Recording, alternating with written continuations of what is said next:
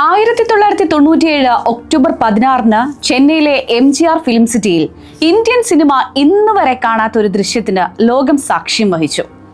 തമിഴ് സിനിമയുടെ വിശ്വരൂപം കമലഹാസൻ ഒരുക്കുന്ന period ഡ്രാമയുടെ switch on കർമ്മം നിർവഹിക്കാൻ എത്തിയത് സാക്ഷാൽ എലിസബത്ത് രാജ്ഞിയായിരുന്നു. അന്ന് വെള്ളിത്തിരയിൽ പീരങ്കികൾ മുഴങ്ങി, വാളുകൾ മിന്നിത്തിളങ്ങി. പക്ഷേ ആവേശത്തോടെ തുടങ്ങിയ ആ യാത്ര പകുതി വഴിയിൽ നിലച്ചുപോയ ഒരു മഹാസ്വപ്നമായി മാറുമെന്ന് ആരും കരുതിയില്ല.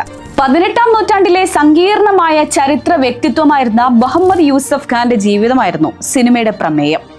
രാമനാഥപുരത്ത് പന്നിയൂർ എന്ന ഗ്രാമത്തിൽ ഹിന്ദു കുടുംബത്തിൽ ജനിച്ച മരുതനായികം പിള്ള പിന്നീട് ഇസ്ലാം മതം സ്വീകരിച്ച മുഹമ്മദ് യൂസഫ് ഖാനായി മാറി.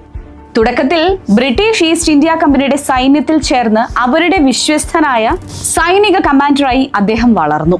ആർക്കോട്ട് നവാബിനും ബ്രിട്ടീഷുകാർക്കും വേണ്ടി നിരവധി യുദ്ധങ്ങൾ ജയിച്ചു കൊടുത്ത അദ്ദേഹം മഥുരയുടെ ഗവർണറായി വരെ ഉയർന്നു. എന്നാൽ നവാബുമായുള്ള അധികാര തർക്കങ്ങളും ബ്രിട്ടീഷ് മേധാവിത്വത്തോടുള്ള എതിർപ്പും അദ്ദേഹത്തെ ഒരു വിമതനാക്കി മാറ്റി. ഒടുവിൽ ബ്രിട്ടീഷുകാർ അദ്ദേഹത്തെ പിടികൂടുകയും 1764 പരസ്യമായി തൂക്കിലേറ്റുകയും ചെയ്തു. ഈ വീരഗാഥയായിരുന്നു കമലഹാസന് പറയാനുണ്ടായിരുന്നത്. 80കളുടെ അവസാനം മുതൽ കമലഹാസന്റെ ഉള്ളിൽ നീറി പുകഞ്ഞ സ്വപ്നമായിരുന്നു ഈ ചിത്രം. തന്റെ ലോറൻസ് ഓഫ് അറേബ്യ എന്ന് അദ്ദേഹം വിശേഷിപ്പിച്ച ഈ സിനിമയിലൂടെ ഇന്ത്യൻ സിനിമയ്ക്ക് ലോക സിനിമയ്ക്കൊപ്പം തല ഉയർത്തി നിൽക്കാമെന്ന് അദ്ദേഹം വിശ്വസിച്ചു. ഹോളിവുഡ് നിലവാരത്തിലുള്ള സാങ്കേതിക വിദ്യയും വിദേശ സാങ്കേതിക പ്രവർത്തകരും അണിനിരുന്ന സിനിമയുടെ പ്രാരംഭ ചെലവുകൾ തന്നെ അന്നത്തെ കാലത്ത് ചിന്തിക്കാൻ കഴിയാത്ത അത്രയും വലുതായിരുന്നു. ഏകദേശം 80 മുതൽ 85 കോടി രൂപ വരെയായിരുന്നു അന്ന് ഈ ചിത്രത്തിന് കണക്കാക്കിയ ബജറ്റ്. എന്നാൽ ചരിത്ര സിനിമകൾ പണം ഒഴുകുന്ന കുഴികളാണെന്ന് മരുതനായികം തെളിയിച്ചു.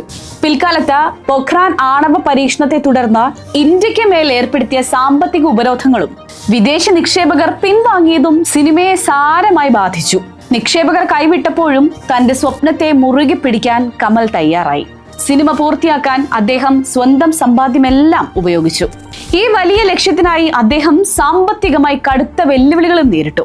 ഒടുവിൽ 2000കളുടെ തുടക്കത്തിൽ ഷൂട്ടിംഗ് പൂർണ്ണമായും നിലച്ചു.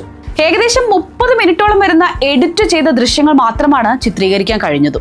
ഒരു തിയേറ്ററിലും പ്രദർശിപ്പിക്കാതെ തന്നെ ഇന്ത്യൻ സിനിമയിലെ ഏറ്റവും വലിയ നഷ്ടമായി ഈ ചിത്രം മാറുകയായിരുന്നു. മരുതനായകത്തിന് ശേഷമുള്ള കമലഹാസന്റെ കരിയറിൽ തന്നെ ആ സിനിമയുടെ നിഴൽ പടർന്നു കിടക്കുന്നത് നമുക്ക് കാണാനും സാധിക്കും.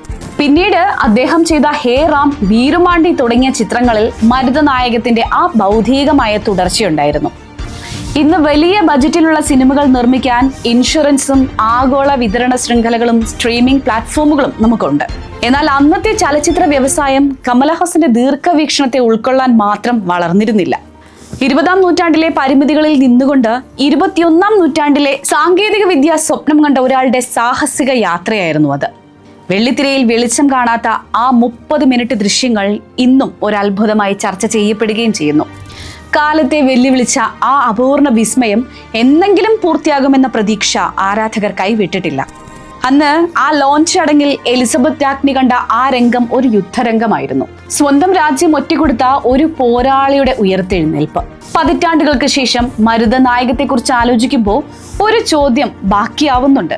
മരുതനായകം എന്ന സിനിമ പരാജയപ്പെട്ടതാണോ, അതോ ഇന്ത്യൻ സിനിമയ്ക്ക് ആ സ്വപ്നത്തെ താങ്ങാനുള്ള കരുത്തില്ലാത്തത് കൊണ്ട് അത് കാലത്തിന് വേണ്ടി കാത്തു നിൽക്കുകയാണോ? കൂടുതൽ സിനിമാ വാർത്തകളും വിശേഷങ്ങളും ഗെയിംസ് കളിച്ച് റിവാർഡ്സ് സ്വന്തമാക്കാനും ഉടൻ തന്നെ ഫാൻബൽ ആപ്പ് ഡൗൺലോഡ് ചെയ്യൂ.